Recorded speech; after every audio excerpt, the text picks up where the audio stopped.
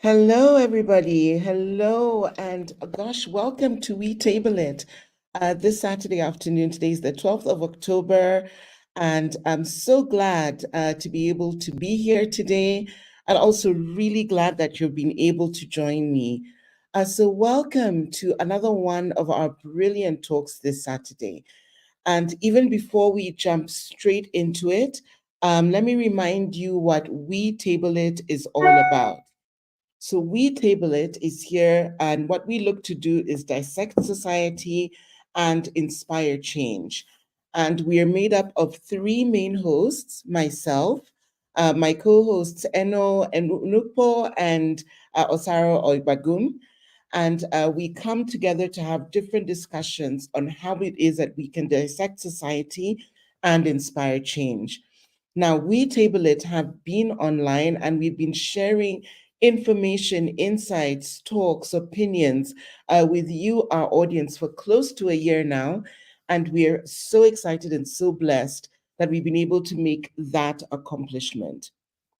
And as we go into the talk today, I'd like to just remind you that if you want to find out more about what we talk about, interact with us, reach out to us, we are present on a multitude of social media platforms using the name We Table It. You will find us on Facebook, on Instagram, on LinkedIn, on Twitter. You'll also find us on YouTube. We also have a website, which is wetablelit.com. So look for us and you will find us so that you can get some more information about what we are up to. And if you've never interacted with us before, welcome. If you're coming back to interact with us, welcome. And we'd ask that you please subscribe to our pages, join our groups, chat with us. Let's interact. When we hear from you, we know more about what we should talk about in terms of what's happening with people in the world today. Now, some of our previous topics that you can check out, just to get a taste of what it is that we talk about, to see the brilliant people who've been joining us as guests on our talks to really offer deeper insights, include raising children in a digital world. That was our most recent talk. Before that, we had a talk on family planning and contraceptives. So please feel free to go on our Facebook page or our YouTube page so that you can catch up on some of our previous talks. So thank you very much for joining and listening to my brief introduction today. And I think we're just about ready to jump right into it. So, what is the talk that we're looking to discuss today? So, today we're looking to talk about financial independence. And the question here I'm looking to address is financial independence or just getting by? And are we faking adulting? You know? I will give you a few disclaimers before we start. The one first disclaimer is when looking at this topic and when I was thinking about sharing it, I'm doing so from the point of view of a millennial because that is the space that I'm in. So just keep that in mind because I think that mindset may add a little bit of bias or direction to what it is that I'm going to be talking about. And also, another disclaimer is when looking at adulting, just to share, it is really very much a fluid statement and state of mind. So we all have different definitions for it, but I think more or less we come to the same thing. So I'll touch a little bit on what I think it means, right? And as we continue, remember to subscribe, to like, to join our pages, leave a comment in the comment section, and we'll jump into it. All right. So great. Let's get started. Now, we've had several talks on finances. And I think one of the things that's come out clearly when we talk about finances, financial independence, financial freedom, is that in order for you to really get a lot of value from what we're sharing, you need to think about what it is that we have talking about during the talk. If possible, have a little piece of paper and a pen next to you because there's some points that may jump out to you more than others. Just note them down. You'll be glad that you did, and you'll be able to go back to them more easily in the future. And also, finances is one of those areas in life when it is more comfortable and I think easier not to look so much at the nitty gritty of what's happening in a financial space. What I mean is sometimes it's easier to be just a little bit, I'll say, dishonest with yourself. Sometimes the truth is not a pretty picture. But as we go through this talk, I'd like you to really, really, because this is for you, be as honest with yourself as possible when we're looking at what are finances, what do they mean to you, what impact are they going to have on you and on your life. So keep that in mind as we get started. So where I'd like to begin is maybe I give you a little bit of a story about myself and what I thought my financial future would look like when I was younger. So, picture me just getting ready to graduate from university. I've gone through all of high school, I've done my 4 years university, I've sort of secured my first job, and now I'm getting ready to dream and build up my future. And the level of energy that I had was unprecedented. My dreams, every single one of them was valid. Everything that I wanted to do was going to happen. In that time, I couldn't see how I would want something and it wouldn't happen. So when it came to, I think, manifestation and mindset, I really was at 100%. And this is what I told myself when I finished university. I want to live my life. I want to enjoy every moment. I want to travel. I want to see the world. I just want, to live outside of simply just working constantly. And so I set myself a target. I said, I'm going to work very, very hard. By the time I am 27 years old, I am going to be married and I will be ready to start a family and I'll be growing and thriving in my career. And I finished university when I was about 20 years old. So just to put it into context of what I was looking at and the time frame. So I said, by the time I'm 27, this is where I'll be, Miss Financially Independent, Miss Married, Miss Starting a Family, very organized. And by the time I was 30, my plan was by then, I'm going to have had two children. I would have closed the chapter of having children. That will be it for me. And I would have made enough money through working and through businesses and whatever it is that I wanted to do to be able to retire. So, what I meant in that is if I chose to retire by the age of 30, I would have enough resources to enable me to make that choice. And that doesn't necessarily mean that I would retire at 30, but it means that I would be able to, if I chose to, and still be able to have enough resources to live for the rest of my life. All right. So that initially was the plan. And I couldn't see how this plan couldn't come to, fruition because I mean, it's the plan. So another thing that I wanted to do as well was to be a business mogul. And what that looked like for me was to have multiple businesses in different areas that were able to support each other because I needed this revenue to come from somewhere. And with multiple businesses, one could be up, one could be down, and I'd still get income. Oh gosh, the best laid plans. And so I started life with these plans coming supposed to come to life. Now, there's something that I had not anticipated or even planned for when I was creating the grand master plan for my life and my finances. And that was that genuinely life happens, right? So in my plan, it was a plan that would have come to fruition if nothing interrupted the plan. Everything went according to what I wanted, not just for me, but all the resources and people that I would need to support my plan would simply work out, then maybe I would have made it. But I did not anticipate that life would happen, right?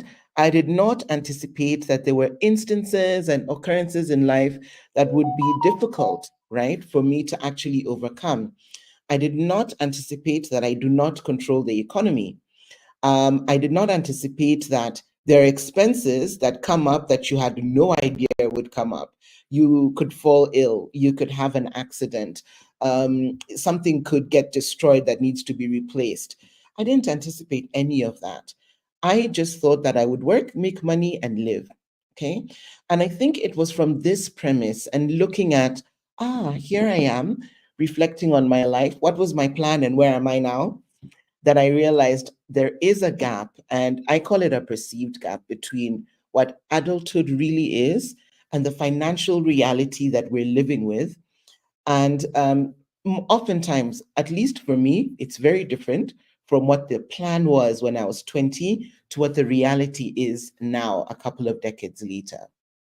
So today, as we go through this, and remember, if you have any comments, questions, please just share them in the comment section from wherever it is that you're watching, because we're live on Instagram, on Facebook, and on YouTube. So any of those platforms, share a comment, and I will respond to it. So today, what I'm covering as what I'm going to talk to you about is the illusion of adulting from my perspective, financial delays and how they affect financial health. I look at why is there a gap in the first place, and steps that I'm taking that I think can help you as well to start resolving the issue between your financial perception or financial reality and what's happening when it comes to adulting or adulthood, being an adult. Okay. All right. So, what is adulthood? You know, what does it mean when we talk about being an adult and living in an adult space?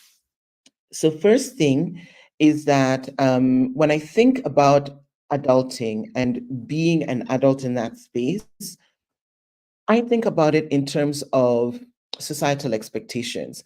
What does the world want from me? And what does the world expect from me if I am to say firmly that I am an adult? What does that look like in a global or worldly perspective? And here there are several things that I could think of. Actually, I thought of three that make it look like I'm an adult or fit within the realm of adulting. And when I was thinking about these three, I thought of it from the point of view, not just of me, but also of people older than me, my parents, my aunties. What does it mean when they look at you and they say, yes, you are an adult? Okay. So there were three things. First is marriage. I think in the African context, and I'll speak from that perspective, marriage is very important to show that you become like a stable, responsible human being. You're able to live with somebody, take care of somebody, grow with someone, start a family. So, marriage is one of those things that separates you from childhood into actually becoming an adult. So, one expectation is marriage. The second expectation is a stable job, right? And I smile when I say this because I think the lesson that I lived with was you go to school, you work hard, you get a good degree, and you go work for a good company, you grow in the company, and that is an idea of stability. So after a certain amount of time, you may have started off as the clerk and you end up growing until you're like vice president of the company. And that way, you've got stability in your job, you've got stability in terms of your personal growth.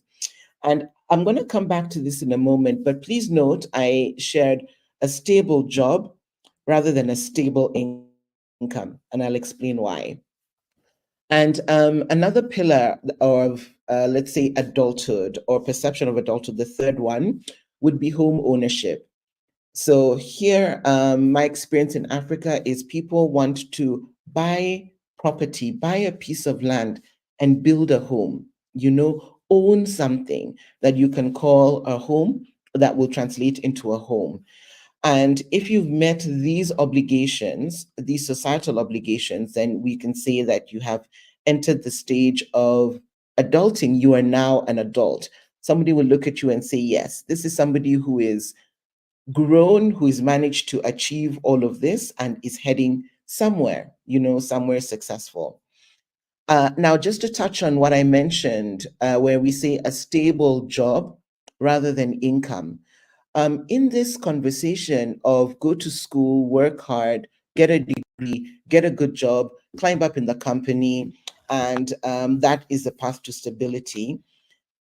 For me, because I don't remember having a conversation about income and income levels, I think it was more the assumption that when I get to the top, I will make good, in quotes, good money. And I'm saying that not even understanding what good money actually meant. I just knew that the higher up you go, the more you earn. So you'll start to make good money. But in the meantime, you're on a journey to get there. So whatever money you make is all right because you will get there. Now, I'm not saying this is true for everyone, but from my experience, what I lived through, this was the reality. Get a stable job and work hard until you get good money. So, that in a nutshell is what adulting or adulthood looked like it was supposed to represent. Now, that is from a parent's perspective. Let's look at what adulting looks like from a friendship perspective, your peers, the people who you interact with more or less on a daily basis. And here, the perspective was you need to present yourself, either with a real or, let's say, a facade of financial stability, right? And there was a lot of pressure. There is a lot of pressure, I think, to do that, to present yourself as somebody who is financially stable, who is able to afford and do certain things. So this lines in with me with the phrase fake it till you make it. Like you just show up out there, people will see you, they'll have a certain confidence, they'll want to do more things with you, and it'll help you to elevate and grow in whatever field or way that you are. So, what does this look like in terms of faking it till you make it? I think an example is maybe the way we dress. So, you want to look like somebody who is organized, who has made it, who looks good. And so, you make sure that you purchase clothes that will reflect that. You know, your outer appearance, your clothes, your makeup, your, as ladies, your nails, your hair. There's so many things that come into how you present yourself. But as you're doing all of this and getting the latest product, which is supposed to promise you more youth and the like, what happens is you have bills that start to pile up. So you might sacrifice what you look like and not pay, let's say, an electric bill. And now you start figuring out how it is you're going to get enough money to pay the electric bill. So what you're doing is actually destabilizing yourself financially because you really need to keep up this facade if you're going to advance from point A to point B. But it's costing you in other areas, you know? A friend invites you out and says, come, it's my birthday. I want us to go out and celebrate. Let's go out for drinks. And you look back and you think and you know, if I go out to this friend for drinks, it's going to cost me maybe 5,000 Kenya shillings, right? Which is, let's say about, gosh, in dollars, about $40, $40 to $50. That's what it's going to cost you. And that is just for one night. And you know that you've got so many other pending things that you need to fix. There's a glass that's broken in on your wall, so you need to fix a window, you know? You need to get a new lock because something is not working as it's supposed to, right? There's another repair that you need to do. You need to take your pet to the vet. There's things that you need to do. But in order to keep up with this pressure, you agree to go for this party, right? And end up spending money that you had not planned to spend on this event and then going home to deal with the consequences, you know? So this is another aspect of adulthood, faking it till you make it, that you might see with people in peer groups and friends. And I think something else that touches on adulthood and the challenges that we have when we talk about adulting and why it's so difficult and why nobody warned us. And, you know, there's so many phrases that we use as millennials to explain this phenomenon of adulting. But I think social media cannot be discounted in terms of the role it plays in how we define adulting and what actually influences our experience of adulting and spending. And a lot of it comes to living up to unrealistic expectations because we do know, I mean, we know that what we see online is not necessarily the truth, but that doesn't take away our desire to be in a space where our truth could be what we see online, you know? So there's unrealistic expectations that we're trying to live up to. And in many different ways, I think now it's gotten to the point where it's even a little bit unconscious. We put expectations on ourselves and on our realistic way of being that may not necessarily benefit us directly as an adult, but we feel we need this in order to fit into a societal space. And also, there's the element of consumerism that has really changed how it is that we perceive ourselves as adults and what adulthood looks like for us, what adulting entails for us, and how it impacts our finances. So let me give you an example of, from a female perspective, when it comes to consumerism, what does the impact look like in terms of being an adult and your finances?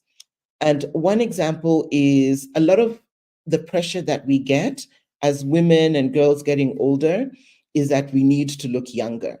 I don't know who came up with this, but somebody did, and it caught and it's flying, and we're all trying to look younger. Okay. So looking younger could mean different things. It could mean, for example, that you get Botox injections. It could mean that you go another route in terms of plastic surgery.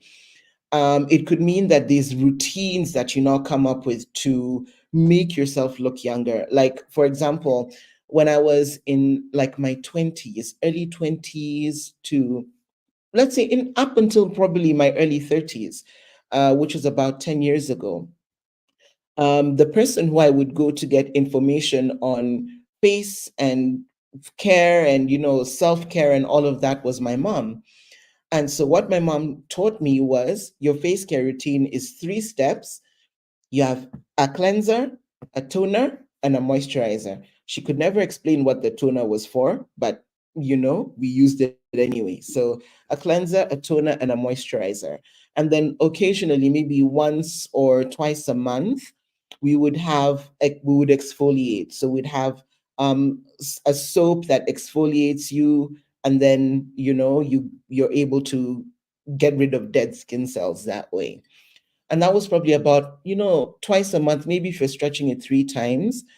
And that was basically the care routine that was there. The alternative to that was soap and water. Wash your face, go to sleep, right? Now, even in this face care routine, when we would do this routine, it was mainly at the beginning of the day. So we'd cleanse, tone, moisturize, exfoliate at the beginning. Exfoliation was more evening, but cleanse, tone, moisturize was in the morning. You get ready, and then you put on your makeup in the different layers that you put it on, and you're out the door. In the evening, you have makeup removal wipes, you use those, you wash your face, and you go to sleep. Enter 2024. What does the average face care routine look like? Oh my goodness. I think cleanse, tone, moisturize is still there, but we've added exfoliation. We have vitamin serums, we have under eye care, we have those paper masks. I'm not sure what to call them, but face masks. The very light ones that you just put on after a few minutes. You take them off, you dispose of them. We now must make sure we put on our sunblock or sun treatment. We have spot treatments for dark spots, these different primers and things. At the end of it, you've got facial mists, all this in one routine on one day, and you're doing it most likely in the morning and in the evening, because it's very important to take care of your skin, and this is going to help you look younger. So this is a reality that we're dealing with now. Think about now this and the role of social media that plays in all of this, because if you do know any beauty influencers, you're watching this and you're taking note. But now think about what it has done to your finances and how it's impacted your pocket, right? So the 20-year-old you, cleanser, toner, moisturizer, maybe the whole situation cost $10 to $20, right? But now here you are a decade or so later, and you've got to do all of this. How much does that actually cost? Think about it. So that is just a little bit on adulting and what adulting looks like from my perspective. Now, what went wrong from my dream, the one where I was going to be retired at 30 and have enough financial freedom and I could do whatever I wanted? What happened that interrupted my dream? So the first thing is that I started to experience delays in my plans, right? So there were different delays that came up, and they were now outside my control and they were messing things up.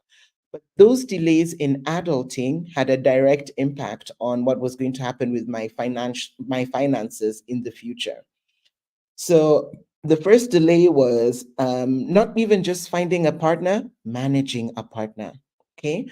So finding a partner was not difficult then, right? We were all young, our blood was boiling. It was easy to find other people with like mindsets, meet, love each other, decide to settle, and get ready for your happily ever after.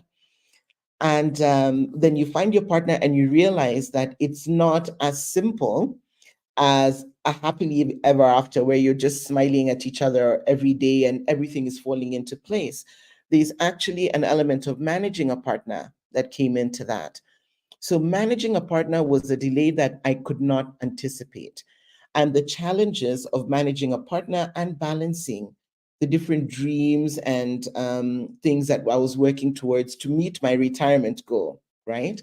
And so I realized, and unfortunately, that particular partnership did not work out.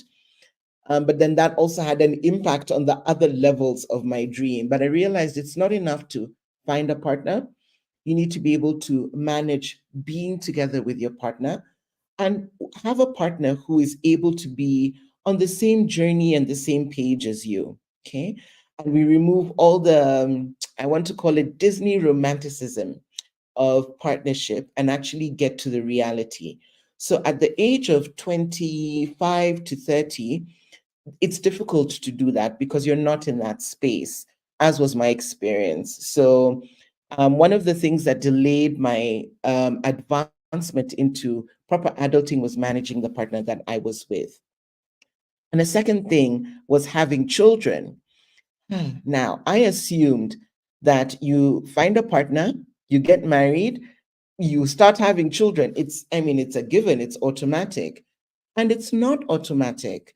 It took much longer than I'd anticipated to have children.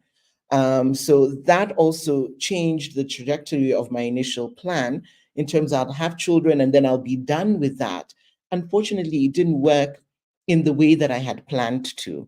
So whereas I thought by the time I was 27, I'd be married, by the time I was 30, I would have had my two children and rested. I started having children at the age of 30. And after having the first one, I think I was officially done. So now I have one child. But that again changed the trajectory that I'd put up for myself in terms of finances. And a big one that caused a significant delay came in the form of buying a home. And I think it's a journey that is a continuous journey for me to get to the point where I'm able to actually purchase a home. Now, buying a home seemed very reasonable when I was younger. I mean, we talked about mortgages, we talked about financing, we talked about just saving up the money, buying a plot of land and building with no perception of what the actual cost of buying a home is, especially in the world today. And when I got to understanding the actual cost, but not just the actual cost, the restricted, I felt I had very limited options when it came to how it is that I was going to buy a home, that became a pipe dream. It was now, maybe by the time I'm 60, I'd have gotten the home that I want, not just any home, if, we continue living and earning in the way that we are. So then those are the delays that caused me to really look at what is my financial health? What am I doing? And am I financially independent or just financially getting by? Okay. So if you have any comments, questions, want to add anything, please do so in the comment section from wherever you're watching, and I'd be happy to respond. But let me keep going. All right. So now I'll just let you know about what does financial health look like for me. So financial health has four elements to it. There's the element of spending, the element of saving, of borrowing, and of planning, right? And for me, I think my early 20s, 30s, the element of spending was the element that I enjoyed the most. I mean, money was being made, so it meant to be spent. The element of saving, not so much. I knew about it, but was not taking it very seriously. There was the element of borrowing and the element of planning, right? So um, I think today in different societies, I'll speak specifically from a Kenyan experience. We have a culture of overspending. And the reason I think we have a culture of overspending is we have access to money. So in my 20s, 30s, the access to money what came in the form of your earnings. So I would earn a certain amount. That's the money that I would have access to, and then I would choose how it is that I want to spend it. In the middle of the month, if I've run out of money, it's my problem. I either need to figure out how I'm going to get more money or wait for the month to end so that I can then get funds from my salary, right? As we've grown in our economies, in financial understanding, in opportunities, we now have access to credit cards. We have easier access to loans. I think we always had access to loans, but now there's easier access to loans from banks. We have mobile loans, loans that you can take out on your mobile phone. And it's easy for us to get money when we want it, to do what we think is important at that time. So that has changed the way money is available. But also, we have a culture that is ingrained. I find it frustrating and helpful when I need it. But for the most part, I find it frustrating. It is a culture of borrowing, and this is borrowing from each other to take care of events and situations in our lives. As an example, we will borrow, but borrow is really, I don't know whether that's the right word, but let's use it for now. If I think of a better word, I'll share that. We borrow for occasions. So, for example, somebody wants to get married, they will create, and now it would be a group, let's say on WhatsApp. They would create a group on WhatsApp, tell it, put people in, say, I want to get married and I need contributions. Please contribute money. Not borrowing, contributions. So people then contribute money to make sure that your wedding is able to become a reality. So there's contributions from friends, from family, from business associates, from everybody. If you have a sudden emergency, such as a funeral, people will contribute money to make sure that the funeral can take place, right? You're having a baby, so you need to have a baby shower. People not only contribute money, but they also need to give you gifts. And this goes into so many different occasions. Now, why do I think this is feeds into the culture of overspending? It means that people don't focus enough on preparing, right, for the eventuality of their funeral, preparing for the eventuality of a wedding, of their baby shower through saving and making sure that money is available so that if you want to celebrate an occasion or you have an occasion that you need to have, people can simply come and be with you rather than actually being part and parcel financially of making it happen. So it is the culture, it is what it is. But that's one of the things that encourages people to spend more because you don't have to prepare for those eventualities. The go to is if something happens, people will come together, sort it out, and you move forward, right? And now in Kenya, we have mobile loans where you can take a loan on your phone without that's available to you in seconds without any collateral except just your name and your identification and your phone number. And that's it. And you're able to access funds for when you need them, right? You're able to access, banks now give you the ability to take loans without having to fill out any formal paperwork. You take a loan on your phone and they will simply, or from online banking, and at the end of the month, they'll deduct the whatever you're supposed to pay back each month until the loan is finished. And now it's even easier to access credit cards. So overspending is a thing, right? When you have a lot of money, I believe sometimes money itches. It needs to find somewhere it's going to land, but it makes it easier to spend more than it is to save, right? So when we look at financial independence, you need to look at your finances and see, are you in this loop? Are you in a space where you're spending more than it is that you're making? because there's always avenues of getting more money? Or are you sort of balancing it out? Or are you simply getting by with your earnings and, making do with that? So there's a culture of overspending that affects our overall financial health. Now, when I was looking for statistics in terms of what's happening with financial health in Africa, it was interesting because it was all over the place. It was a bit sporadic. So I'm going to share with you some statistics, and they're based on what's happening in America.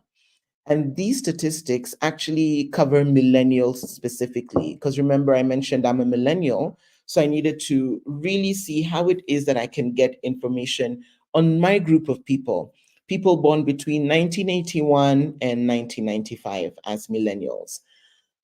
So financial health, according to these statistics, means that the current finances that you have allow you to pursue opportunities over time, right? Which means you're not consistently stuck on what you have to do to survive, but you have enough funds that if an opportunity comes, you're able to pursue it without everything falling apart, right? And it actually means that you're able to meet all of your financial obligations and still have room to pursue opportunities over time. Now, according to the statistics there, 24% of millennials are in the space of financial health, meaning that they are able to expand, do new things, explore different opportunities when it comes to their finances. Now, the second group is people who are simply financially coping. So, what does coping look like? Coping looks like some, let's say at least 50% or 50 to 80% of your financial needs are met, right? So when we talk about being met, it doesn't mean that they're exceeded, it means that you're able to meet them. You're able to pay most of your bills every month. You're able to feed yourself. You're able to put fuel in your car. You're able to pay school fees for your child. You're able to meet your financial needs to some extent. You're coping. But even then, there might be a little bit of debt that you're trying to work through and finish paying off so that you can be fully financially free. But for the most part, you're able to go through day by day. So you're financially coping. And most people are, here the statistic of 54% of people are financially coping. And these people, remember, are in the millennial age bracket. So they're financially coping, they're able to meet most of their financial needs. And then we have financially vulnerable. And here is a highly stressful situation because all aspects of your financial needs are unmet, or you're meeting like 20% of the needs that you're supposed to meet. So that means you're behind on your rent, you're struggling to keep up with your bills, you're literally jumping from one loan to the next to make it through the month, you know? You have absolutely zero savings. You have no emergency fund. If you don't work today, it's starvation tomorrow, you know? This is where you are, you're financially vulnerable. And about 22% of people are in this space of being financially vulnerable. You're literally moving from one day to the next.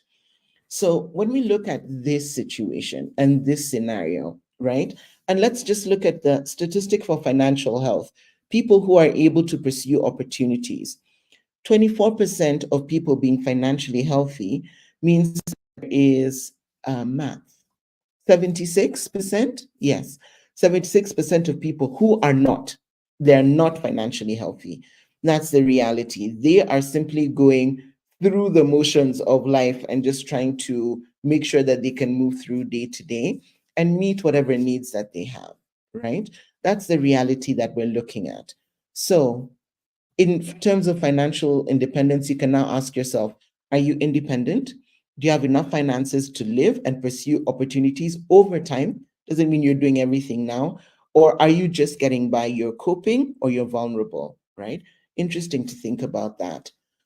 And one thing that I think is worth noting is that when it comes to millennials, a good percentage of them, about 74% of millennials, are confident in financial knowledge. They've taken time to learn about finances, to understand their finances, to know what it means to invest, to know what it means to make money, to understand money in, money out, growth, retirement, managing children. They're confident in that knowledge, but they are stressed about financial management. So it's one thing to know everything about how money works in your life, the completely different thing to manage it in the face of so many demands being put on you. So there's need to really understand financial management and where it fits in with sort of your day-to-day life. Okay. So now let me touch on financial stability.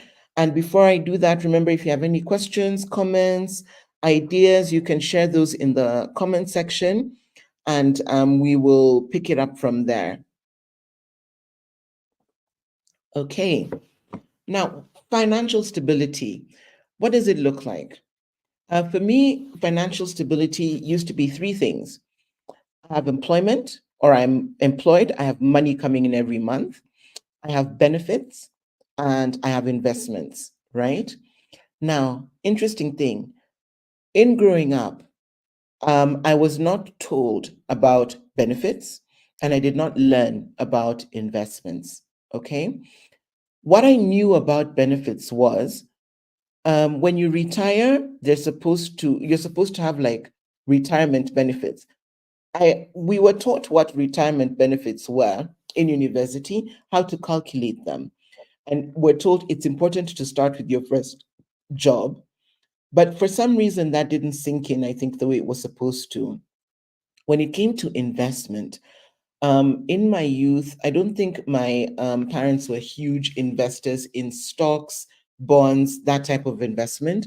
I knew about real estate investment in terms of building and being able to earn continuous income from a real estate project. So I understood that in the form of investment, but I did not understand shorter term, smaller investments. And because of real estate investment being where I was exposed, I had distrust around stocks, bonds, and other types of investments. So, welcome the 20s, the decade of 20s going into your 30s, where the focus was on employment. And at that time, I think the conversation I was having with myself was that in order for me to be able to live and make money, I need to keep getting better and better jobs. And I need the responsibility of money coming into my pocket every month to be on somebody else so that I'm not worried about where money is coming from. I just know somebody else is not sleeping in order for me to be able to make money, right? And that is an attitude that changed a little bit later when I got older and realized that there was more and I wanted more for myself. But when I was in employment, that was my mindset. Now, benefits, I didn't understand, and I'll explain why. The system that we have here in Kenya, there's deductions that were taken from our salaries every month for our pension funds, right? But there was no visibility that was easy of the pension fund. So what that meant is the fund loses meaning. It just becomes a deduction that goes somewhere. You don't know how much is accumulated. You don't know how to access a statement. You don't know how to withdraw. It's just money that went. It was just deducted from your salary. So I had a lot of distrust of the pension fund. And then I watched my parents. When they got older, were they able to access the money that had been deducted from their salaries to the state owned pension fund for decades so that they could then benefit as they got older?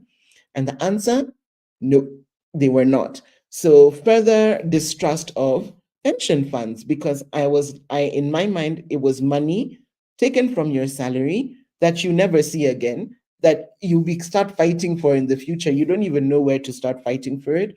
So pension funds were no. So when it came to thinking about financial stability, I wasn't thinking about benefits in the future. In fact, benefits really was not part of my thinking conversation. My thought was more asset acquisition for revenue generation when I get older. So I'm not saving up for benefits, I'm saving up to acquire assets so that in the future I have income that comes in. So that's how I was viewing financial stability. And I've touched a little bit on investment. So now here I am, a few years later. What has changed in terms of my mindset and in terms of where I am in my adulting journey? So the first thing is employment, I think, is one of the things I've moved away from, decided to take control of my own earnings and of my own direction for the future, because I realized I'd hit a ceiling when it came to earnings. I'd hit a ceiling in terms of financial ability to earn more in the industry that I was in. It was possible to earn more, but where I was then, I had peaked and I was at the age where the younger people were coming in. So I thought, no, it's time for me to explore my own ideas and go into business, right? So employment changed. And in that employment, also the mindset of how it is that I wanted to work in the future, manage my time, enjoy bringing up my child. So financial stability started to take a different turn, right? And it was at that stage that I started to think about what is an emergency fund? Because before I didn't need one, I had an employer. He was my emergency fund, or the company was my emergency fund. If I had a problem, I'd go to my employer, ask for a loan, sort it out, and then slowly it would be deducted from my salary until it was over. So, in my mindset then, I did not need an emergency fund. There was a human or a company, that was it. But I started asking myself, what is this emergency fund? What does it look like? How do I get there? And I got help in order to get there. And then I started thinking about benefits and the future. What is it? And what made me think about benefits is looking at a child and thinking, when I am gone, what am I leaving behind for my child and how? So my benefits now are more about making sure that I have accumulated not just enough for myself, but if something happens to me along the journey of building up something for my retirement, there is a nest egg that's available for my child. So financial stability now is linked to my future and my child's future. And then that also ties into investment, where I look at where is it that my money can grow from now? Where can I put money that it actually gains value and then can feed into what it is that I'm building for the future of my child? So that is the different space that is there when it comes to financial stability today, right? And the reason I think moving from employment, it's not for everyone, but for me, what worked moving from employment into actual being doing a business was salaries are stagnant, but education is increasing. If you've got a child in school, every year or every 2 years, their school fees goes up, your income stays the same. So you need to plan for that. The cost of housing, as you get older, you want a bit of comfort. And so you want to live somewhere that can cater to that, is going to go up. The cost of healthcare, when you start losing teeth, when you start getting old, when things start creaking around you, is going to go up. So you need to be able to meet those needs, you know? And thank you. I can see there is a comment here, which I will just share. Let me see if I can share it on my screen. I think it's showing. Yes. So thank you, Eno, for sharing your comment. Let's touch on it. You say asset acquisition and revenue generation versus pension trust funds. And you have chosen asset acquisition, especially real estate. Here in Nigeria, it appreciates over time and will come in handy when you are old and not in shape to generate income, except for passive earnings. For me, no to pension trust funds. And yeah, oh goodness, thank you, Eno. Yes, I agree with you wholeheartedly. And I have been educated, I think, spoken to. A lot of people have tried to talk to me about buying into a pension fund or buying into different types of financial insurance. And it's been a challenge I've resisted because I feel as though it takes away even some control from me to fully manage my finances, my benefits, my investment, and puts it into an entity or a company where if something goes wrong with me, they get to swoop in and take all my hard earned earnings. Yeah. And thank you. You further added lots of school fees going up and income staying the same. And yes, that is the reality. School fees goes up, and you can't ignore that because you must educate your children so that they can cope in life as they grow older. But earnings are staying the same, you know? So that's one of the reasons that I chose, in order to balance finances, to explore entrepreneurship and business. And then there I'm able to really see how it is that I can increase and balance earnings to meet these responsibilities. So now my version of adulting has moved from the dream of retiring at 30 to the reality of these are the steps that I'm going to take, actually having a plan in place and now actioning that plan in a way that it is going to become a reality and not just spelling out the dream as it could be, you know? Now, you might be wondering through all of this, really, is financial independence possible, right? And my answer to you is, I think so. I mean, I think I'm getting there. I'm working towards it actively. I think it is possible. And the reason I think it's possible is I look at people who are around me who I am inspired by because of the way that they're financially or living responsibly with their finances, and even earning enough that they're able to make choices, but still making responsible choices. So, from those people, I see it's possible to continue to grow in your financial health, your financial freedom, and your financial stability so that you can do what I said earlier. You have the room to pursue opportunities, right? So, financial independence is possible. It can happen for you no matter what state of financial, the financial hole that you're in. The good thing about holes, you can dig your way out. It's possible. So you need to be patient with yourself, give yourself time, and just start and actively work on it, and it's possible. And I think there's a tip that I'd like to share with all of you, and that's in regards to financial advice. Okay. So when I was looking, realizing that my salary was not going to be enough and I wanted to make more, what did I do? Books, bring them on. I read Rich Dad, Poor Dad, the not the Power of Thinking Big. There's another one. Oh my goodness, Napoleon Hill. Napoleon Hill has a lot of books when it comes to finances, thinking. I read books on mindset so that I could just be thinking about money and money would accumulate for me. I read a lot, really delved into finding out, how is this money made, right? How can I make it? Who is doing it? Should I just do what they're doing? Do not follow financial advice when you don't understand it. Okay. Not everything is for everyone. There's something that's going to work for you and you alone. There's something that's going to work for your best friend and your best friend. There's something that's going to work for your parent and it'll work for your parent, but not work for you. There's something that is for you that you will understand. All right. So don't follow financial advice when you don't understand it. When I was reading Rich Dad Poor Dad, I did not understand it. I was like, oh my goodness, I don't know this mindset they're talking about and where they're talking about investing. I don't understand it. I'm not going to do that. Okay. When you're looking at, there was a time in Kenya, we go through phases because we're an agriculturally based society, meaning we get a lot of our income from agriculture. We went through a phase where people would suddenly be farming chicken or quails or rabbits, or, because there's money in there. I'm not a farmer. I don't understand it.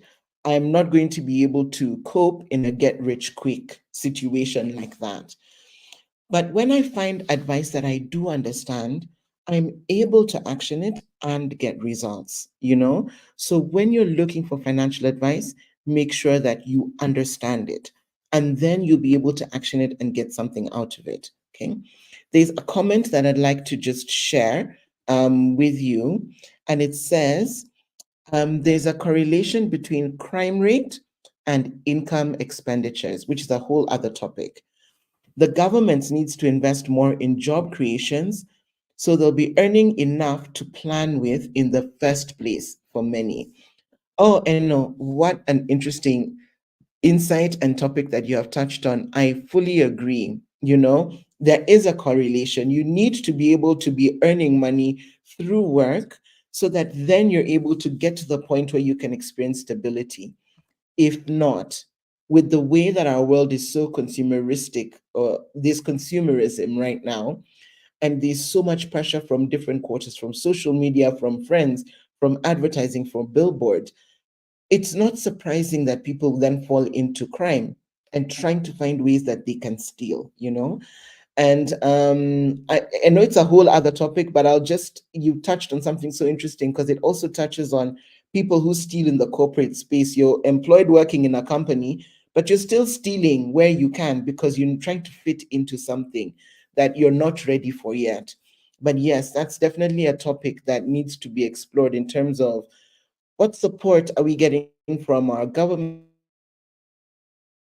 so people we put in leadership positions to help us into those spaces by making sure jobs are available, and that people are able to earn. Okay. Now, I see I have a few minutes left, so I'm going to wrap up and give you a few tips. If you're in the space of, okay, I get that now I'm adulting. I've hit these different things. I may not have even hit all the milestones, but I'm 30 over 38.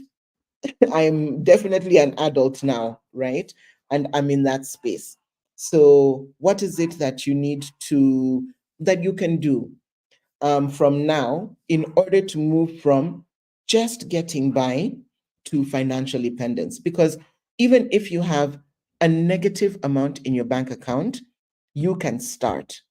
So, number one, slowly start to track your income and expenses. So, when I used to be told budget, I would think, oh my gosh, what budgeting means is I have 100 shillings.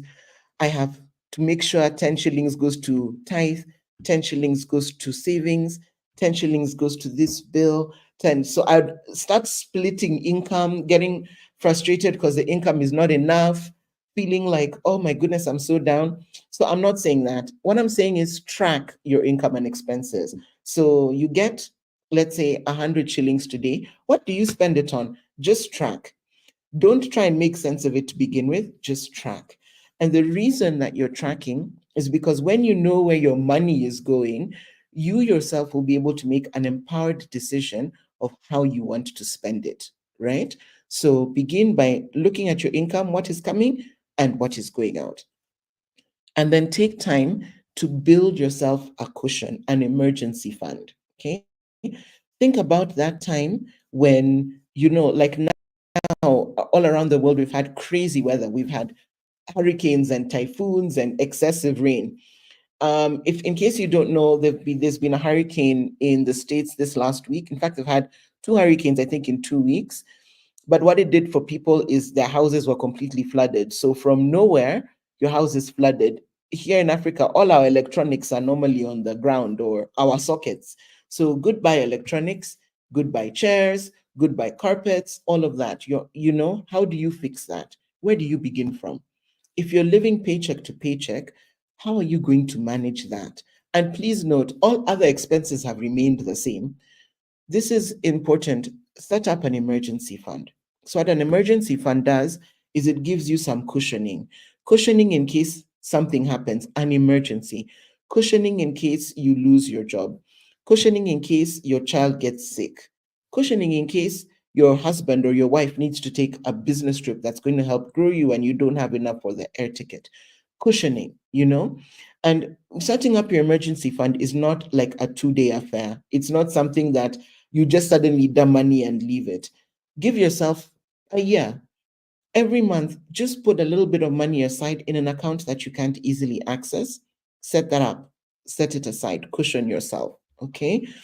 And then look at your debts. So move away from financially vulnerable to financially coping to financially healthy. To move in that space, you need to first manage your debts.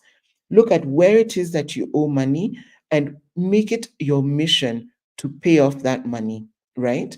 Make it your mission. Anything extra that comes, and extra comes in different ways, throw it towards managing your debt until you don't have debt, right? You don't have loans. You don't have mobile loans. You don't have big asset financing loans that you need to pay off. Pay that. And then work towards avoiding that sort of debt in the future and saving towards buying a purchase. But where you can manage your debt, focus on managing that debt. Pay it off now. That's going to give you enough room that you can get to your independence. And I think I'll two more things. Invest, right? So look at your future, look at different investment options. I am very risk averse. I am scared of losing money, right? So if you tell me to invest in something where there's a possibility I lose all my money, I will back away from you, not slowly, but very quickly. But doesn't mean that there are no options for someone like me to invest. So because I am risk averse, one of my investment options where I began is in a money fund, because there you're not likely to lose your principal, but you are going to earn interest. The interest is not as high as other more high risk endeavors, but it's where I started. So I've grown from the money market fund, moved into the equity fund with some of my investments, and I intend to continue moving from one band to another, exploring different options for different returns. So invest for the future. And where so many options today, you can start where you are. And finally, you don't need to do all this on your own. You cannot invent this wheel that has been rolling for a long time. So seek professional advice. There are experts in this field. You have people who have made mistakes and learned from them. There's so many people you can speak to when it comes to your financial health. And here, remember, tying back into, if you don't understand it, don't do it.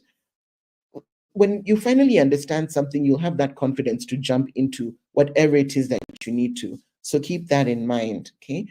And thank you. I think we have another comment here from Eno, which says, oh, thank you, Eno. Many mistakes have been made due to poor financial advice.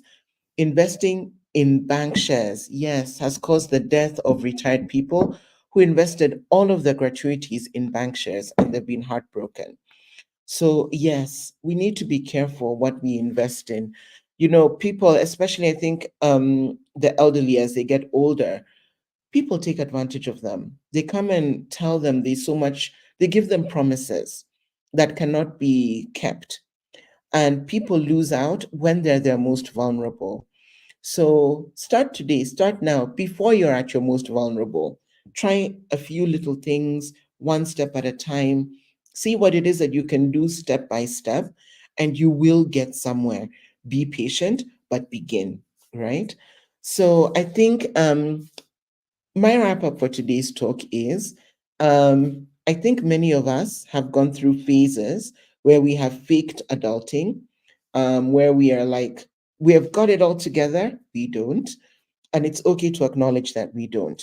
Because the moment that you do that, you start opening up for what is possible and how you can get to where you want to get to. So you don't need to fake adulting, right? You don't need to meet societal milestones of what adulting should look like, right? Adulting is for you what you think it should look like. So adulting does not mean that you need to be married. It does not mean that you need to be employed. It does not mean that you need to own a home. Okay? Adulting and why it ties to financial independence, it means that you're in a space where you're able to take care of yourself, meet your needs, and then start to meet even more of your desires, but in a way that is sustainable for you. So, if you have any questions, additional comments, anything that you want to add on this topic or you'd like us to discuss, please share it in the comments. Also, if you have your own experience of adulting and what you've learned from your experience, please share that as well, because it would be really interesting to see everybody's different points of view. And before I log off today, I'd like to first thank you for joining in, for listening, for being a part of the We Table It family. I'd like to ask you, please, before you do anything else and this talk is finished, Go to our Facebook page, like. All right. Go to the end of this talk, like. Go to our YouTube, subscribe. Go to our Instagram, like our page, follow us. The reason being, you never know when we will touch on that topic that is so important to you that it'll make a difference in your life. Because that's what we're all about. We want to inspire change. We want to dissect society. So like and follow us. Listen to our talks. You will learn something and it will make a difference for you. And so thank you very much. Thank you, Eno, for being here with me, for your comments and questions. Thank you, Bonnie, for making sure everything is working in the back end. And I'd like to wish you all a very good day. Enjoy your weekend and see you next week for our next topic here at We Table It. Can you see my hand? Bye.